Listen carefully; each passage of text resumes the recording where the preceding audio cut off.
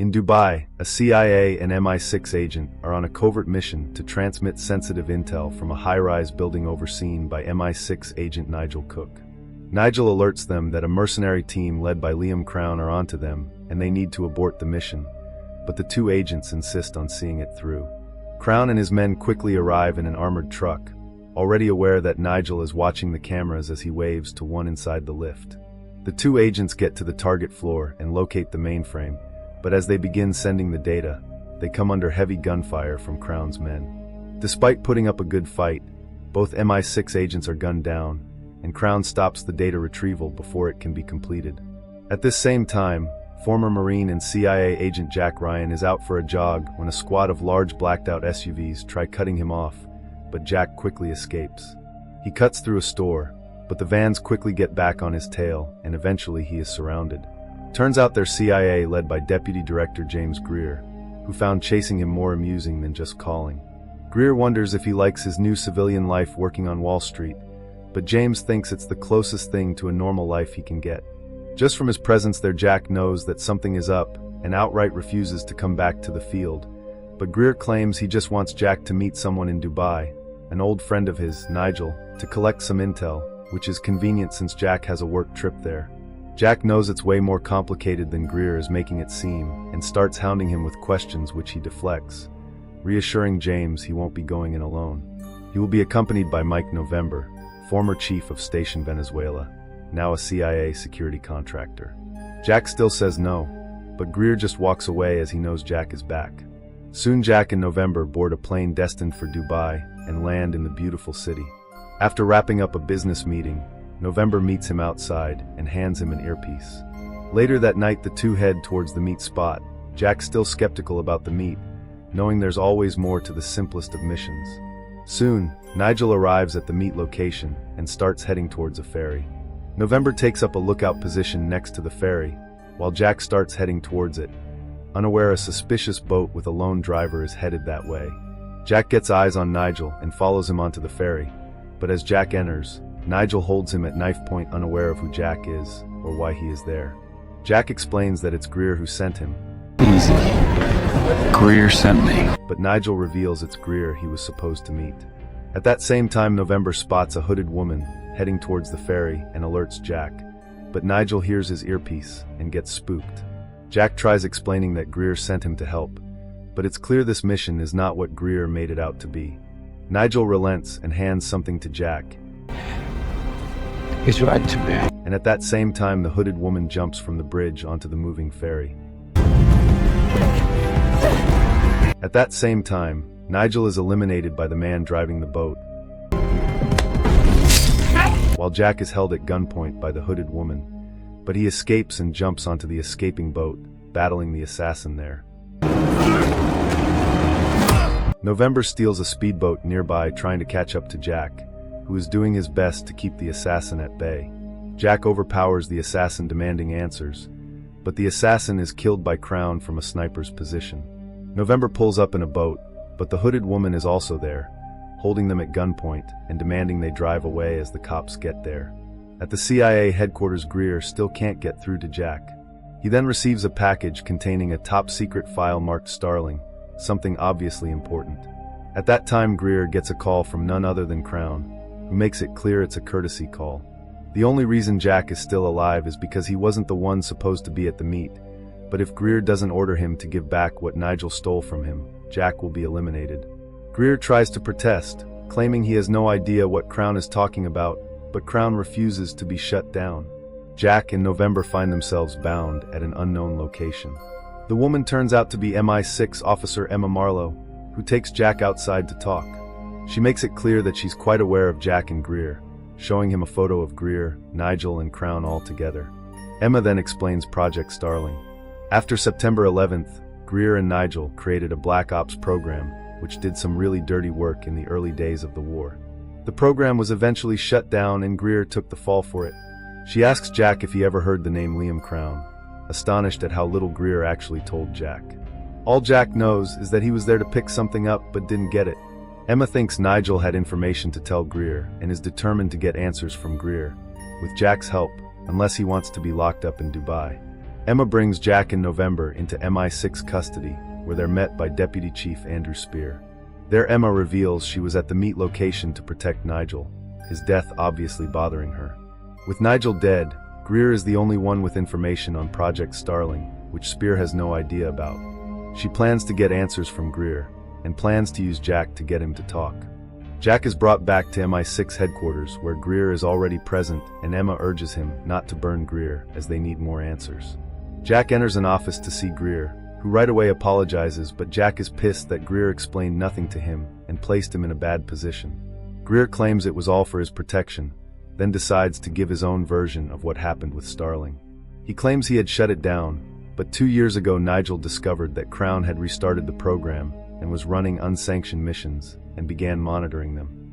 Greer claims he had no idea Crown was onto Nigel, but Jack doesn't believe him, still adamant that Greer knowingly placed him, a civilian, into a compromised op. Greer admits the entire situation is a gray area, but Jack has no right to lecture him on right and wrong, as he has also seen and done things to protect his country. For him, Starling was created out of pure common sense, a team able and willing to do things no one else had the courage to do in order to protect the country. Now when the country is at peace, these heroes are now being labeled as monsters, and while others may relent, many like Crown have no problem showing the world why they need people like him. The two then join Emma and Spear in a conference room, where they reveal they recovered a hard drive from Nigel's killer, which they assume was the intel Nigel wanted to pass on to Greer. From the drive they were able to pull 2 locations, a compound on the border with Pakistan and China, as well as surveillance images of London. Greer instantly knows the plot. Many years ago, Starling stopped a plot by a terrorist group called the PMN to bomb the Tower Bridge, and now Crown must be planning to recreate the attack. With this, authorities shut down the Tower Bridge, and Greer briefs CIA Director Elizabeth right on the operation that led up to them discovering the bombing intel. Later Jack joins Emma inside a surveillance van outside a known PMN location. She overheard his conversation with Greer and mirrors his sentiment that the dream they're fighting for may not even exist.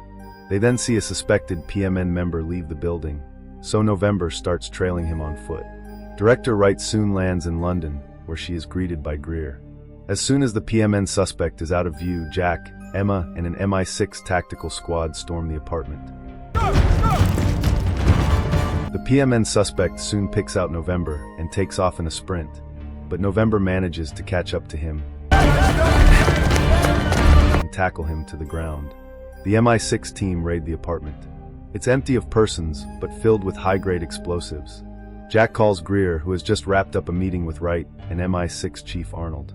Jack thinks the location and explosives were too obvious, and then it dawns on him. What if it was all a distraction so Crown could get to Greer? Suddenly, Wright's car explodes, killing her on the spot. So Jack, November, and Emma jump into a van and race to the location. As Greer recovers from the blast, he spots Crown sitting in a car across the street and jumps into his car to chase him. Greer catches up and manages to let off a shot, but Crown pushes on. Jack gets reports of the pursuit and begins racing to catch up. As Greer catches up with Crown again, he is cut off by another van of armed men who pepper his bulletproof car with rounds. But Greer manages to evade them and catch up back with Crown. The intense chase comes to an end when Crown crashes. Greer holds him at gunpoint as he walks away, but the van of mercenaries arrive and force Greer to retreat and take cover. Greer runs out, and it seems like the end for him until Jack pulls up, the trio managing to take out the mercenaries and save Greer, who's still shaken up over Wright's death. After Wright's funeral, Greer assumes the role as director of the CIA. Jack, Emma, November, and Greer take refuge at a military training facility run by a colonel that Emma is close with and trusts. Jack deduces that Crown planned the entire thing, which means he knew where the meeting would be taking place and how MI6 would respond. They identified 2 of the shooters, and they belonged to a Russian paramilitary group known as the Attenstädel, a group thought disbanded. They figure Crown is reactivating terrorist groups Starling shut down just to prove the point that Starling is necessary to keep these groups in check. A courier shows up outside with a delivery for Greer. It's a note from Crown, and from this Greer knows where he is. He shows up to a busy square with the team on surveillance, and soon Greer spots Crown standing alone. He already knows he's surrounded, but isn't the bit fazed. He wants the intel that Nigel gathered on his team, the same team Greer created to fight his wars, and now wants to get rid of. Greer steps towards him, but a red laser that appears on his chest. He doesn't want Greer dead. What he wants is for Greer to give Starling the chance to fight for their country, and to start he wants the intel Nigel stole. Greer has no idea what he is talking about, but it's at that time Jack reveals he actually got something from Nigel, but left it in Dubai. He doesn't have it. I do. I left it in Dubai. Amused that not even Greer had any idea, Crown thinks there's hope for Jack yet. Jack will retrieve the intel, and Crown plans to find him once he does. Afterwards, Jack shows the team the pack of cigarettes Nigel handed to him, suspecting that it was a diversion for Crown. The real intel was probably a transmission Nigel tried sending to someone he trusted. Emma and Jack get access to Nigel's old secret office and gain access to his computer. After digging around a bit, Jack is able to find out that Nigel had been monitoring Crown's live transmissions and was trying to transmit information the night he got killed. Jack contacts a former CIA colleague, Patrick, wanting his help to locate the source of the transmissions. Emma contacts Spear, telling him they're chasing a lead at a place called the Flagon, but Spear reveals he knows it's Nigel's apartment, leaving Emma suspecting him. Meanwhile, Jack explains everything to Greer. The server holding Starling info is located in Dubai, so Jack plans to complete what Nigel started.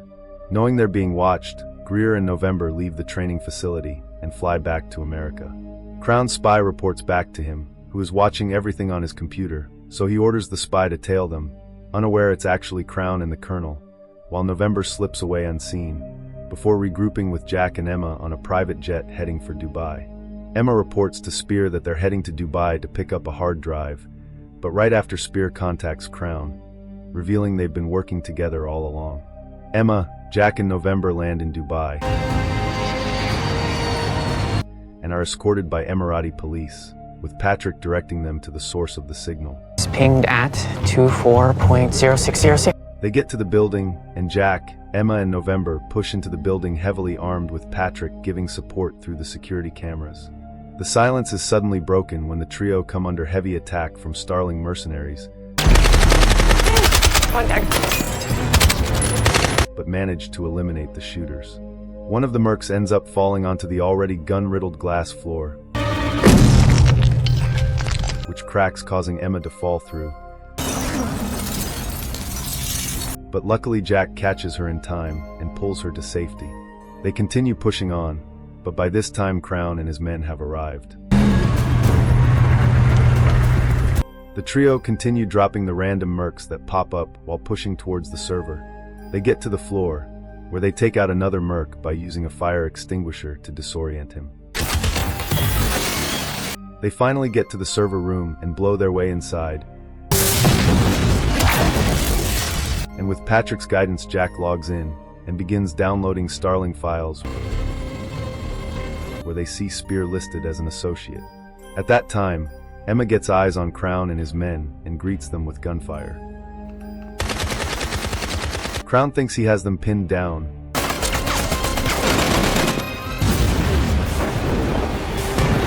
but unknown to him, Greer, who secretly returned to Dubai, is on his way with a CIA tactical team while Mike is outside maneuvering a crane. Crown tosses a grenade, then begins to push on the small room. Emma maneuvers behind one of the mercs, but he ends up tackling her. Just then a pallet comes crashing through the window courtesy of Mike, allowing Emma to finish off the merc with a shot to the head. The download is complete, so Jack bursts from the room laying down gunfire. As he goes to attach a rappel, Emma is shot in the back. Jack takes out her shooter and rushes to her, reassuring her she will be okay. Crown calls out to him, wondering if he is willing to die. Jack steps out with his hands in the air. But at that moment, Greer shows up in a chopper, ripping the entire floor, including Crown, to shreds with bullets. After the dust has settled, Jack finishes off a dying Crown with a bullet to the head. In the end, Greer recommends Jack to his deputy director, and Jack and Emma say their goodbyes, looking forward to working together in the future.